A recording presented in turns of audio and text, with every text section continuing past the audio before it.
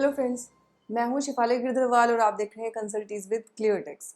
आज की वीडियो में आपके साथ डिस्कस करने वाली हूं इनपुट टैक्स क्रेडिट को लेके जो कुछ मिथ्स क्रिएट हो गए हैं उनके बारे में, और इनके कारण हम लोग गलतियां कर रहे हैं और उस गलती करने के कारण हमें नोटिस आने की पूरी पूरी संभावना है।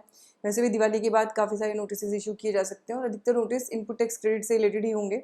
साथ में आपको एक चीज़ और मैं इंपॉर्टेंट बता दूँ कि अब जो नया सिस्टम आएगा हमारा रिटर्न्स वाला, उसके अंदर जब आप कुछ डिक्लेयर करोगे अपने रिटर्न के अंदर, तो वो डिक्लेयर मतलब आप जब अपनी GST-F1 फाइल करोगे तो आप जो आउटपुट टैक्स लाइबिलिटी अपनी दिखाओगे वो कहीं ना कहीं आपकी सेल्फ डिक्लेरेशन बन जाएगी आपकी लाइबिलिटी की, तो आपके लिए उसको डिनाई करना भी मुश्किल होगा फ्यूचर में। ये सेक्शन CGST एक्ट के अंदर भी चेंज किया गया है, अमेंडमेंट किया गया है, बट ठीक है, आज का वीडियो इनपुट टैक्स क्रेडिट पे है तो मैं उसको वहीं तक रखूंगी।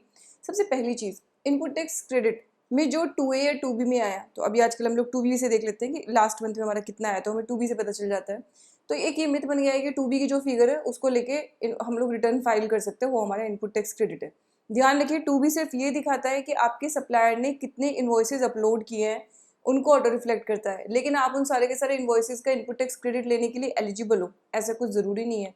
तो आपके 2B के अंदर आपका मोटर व्हीकल का इन्वॉइस भी आएगा, आपके 2B के अंदर आपके वो इन्वॉइसेस भी आएंगे जो उन्होंने एंटर कर दिए हैं लेकिन सप्लाई आपको रिसीव नहीं हुई है। तो यहाँ पे हमें ध्यान रखना है कि हम लोग कई बार लॉ और प्रोसीजर के बीच में ना फंस जाते हैं। क्या है कि कई बार हम प्रोसीजर के पीछे पीछे भागते हैं, कई बार हम लॉ के पीछे पीछे भागते हैं, लेकिन पोर्टल क्योंकि प्रोसीजर के हिसाब से चल रहा है तो हम लोग हमेशा बस ये देखते हैं पोर्टल क्या कर रहा है और हम पोर्टल के हिसाब से काम करना शुरू कर देते हैं। आपको मैं बता दूं कि हमेशा जब भी हमारे बाइंड होने की बात होगी तो हम लोग हमेशा जो बंधन है हमारा वो CGST एक्ट के साथ में है, IGST एक्ट के साथ में है। वो हमारा जो बंधन है वो पोर्टल के साथ में नहीं है। तो पोर्टल ने एक फैसिलिटेट करने के लिए फॉर्म बना दिया 2B, लेकिन इसका मतलब ये नहीं कि 2B का इनपुट टैक्स क्रेडिट लेके मैं रिटर्न फाइल करना शुरू कर दूं। एक्चुअली काफ़ी सारे लोग ऐसे हैं जो डिटेल में पढ़ते नहीं है और जिनका बस पर्पज़ ये होता है कि कोई एक चीज़ मार्केट में आई तो अच्छा ठीक है, ये अब ये तरीका ये चेंज हो गया तो मैं ऐसे कर लूँ। ध्यान रखना, जो लॉ के प्रोविजंस हैं उनको आपको हमेशा ध्यान रखना है और उनको बार बार पढ़ना बहुत बहुत ज़रूरी है। तो आपके अंदर 2B का जो क्रेडिट आ रहा है, जब तक वो गुड्स या सर्विसेज आपको रिसीव नहीं हुई तब तक आप उसका क्रेडिट नहीं ले सकते। प्लस आपके पास उसका इनवॉइस भी होना चाहिए, फिजिकल कॉपी भी होनी चाहिए। ये नहीं कि कई बार हो सकता है उसने इनवॉइस काट के आपको दिया नहीं और ऐसे बस अपलोड करके छोड़ दिया, क्योंकि जो फ्रॉडस्टर्स होते हैं उनके काम करने का तरीका बिल्कुल यही होता है कि वो अपलोड करके छोड़ेंगे, एक्चुअल कोई मूवमेंट हो या नहीं हो, इनवॉइस काटना है नहीं काटना, उनको इस चीज़ से मतलब नहीं कि अच्छा ठीक है एंट्री करके छोड़ दी, सामने डिफ्लेक्ट हो गया तो फॉर द टाइम बीइंग जो कंडीशन थी वो फुलफिल हो गया, मेरा काम खत्म हो गया। तो इस तरीके के ट्रैप में फंसने से पहले आपके लिए बहुत ज़रूरी है कि आप ये चेक करें कि आपके लिए वो एलिजिबल इनपुट टैक्स क्रेडिट था भी कि नहीं। तो यहाँ पे मेरे को सेक्शन 17(5) की जितनी भी कंडीशंस हैं 1 to 3 ऑब्वियसली देखना है, ये 17 1 to 3 भी देखना है, प्लस 5 देखना है मुझे। 5 के अंदर जितने भी डी बार किए गए हैं इनपुट टैक्स क्रेडिट, याद रखिए वो आपके रिफ्लेक्ट तो होंगे लेकिन आपको लेने नहीं है। प्लस सेक्शन 16 के अंदर जितनी भी कंडीशंस दी गई हैं वो सारी की सारी कंडीशंस भी फुलफिल होनी चाहिए, उसके बाद ही आप इनपुट टैक्स क्रेडिट ले सकते हैं। तो मैं आपको वो चीज़ बोल रही हूँ कि चाहे आपके अकाउंटेंट फाइल कर रहे हैं चाहे आप रिटर्न खुद फाइल कर रहे हैं, प्लीज़ ब्लाइंडली ये रूल मत फॉलो करो कि मुझे 2A वाला क्रेडिट ले लेना है या 2B वाला क्रेडिट ले लेना है। आपको क्रेडिट वो लेना है जो सारे नियम कानून पार करने के बाद, CGST के सारे रूल्स को क्रॉस करने के बाद आपके लिए एलिजिबल बना है। ध्यान रखिए, एलिजिबिलिटी तो इस कारण भी आपकी जा सकती है क्योंकि आपका सप्लायर जो था वो नॉन एग्जिस्टेंट था अपने बिजनेस पे, तो हो सकता है सारी से आपकी कंडीशन पूरी हो लेकिन तो भी ना मिले। बट ठीक है, वो एक एक्सट्रीम केस है और उस केस में डिपार्टमेंट की साइड से एक्शन होना है, तो उसको मैं नहीं डिस्कस कर रही हूँ यहाँ पे। लेकिन आपको ये ध्यान रखना है कि ये सारी कंडीशन जो लॉ के अंदर रखी हैं वो भी आपको ध्यान रखनी है। सेक्शन 17(5) जैसे मोटर व्हीकल का क्रेडिट आप नहीं ले सकते हैं, मोटर व्हीकल की रिपेयर इंश्योरेंस का क्रेडिट अगर आप उसको सेम बिजनेस के लिए यूज़ नहीं कर रहे हैं तो वो आप नहीं ले सकते हैं।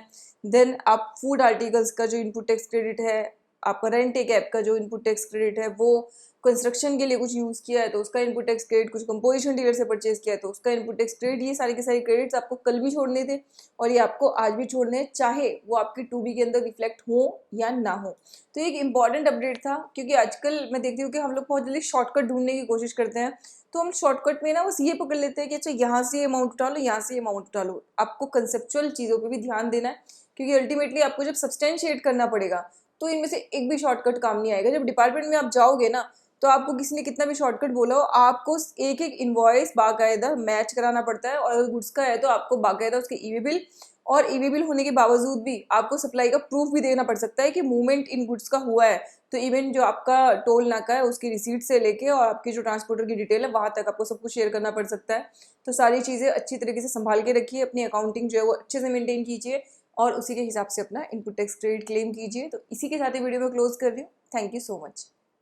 अगर आप जीएसटी डिटेल में सीखना चाहते हैं तो फिर आप हमारा कोर्स उसके लिए ज्वाइन कर सकते हैं। हम अपने कोर्स को अपडेट कर रहे हैं, यानी कि जो नए रिटर्न्स हैं 3B के अंदर जो चेंजेस आ रहे हैं वो सब भी हम उसके अंदर इंकॉर्पोरेट कर रहे हैं डिफरेंट सेशंस के थ्रू, और जो कुछ रिसेंट नोटिफिकेशंस आए हैं उनको भी, साथ ही जो इंपॉर्टेंट केस लॉज अभी तक चल रहे हैं उनको भी हम उसके अंदर कवर करते हैं डिफरेंट सेशंस के थ्रू।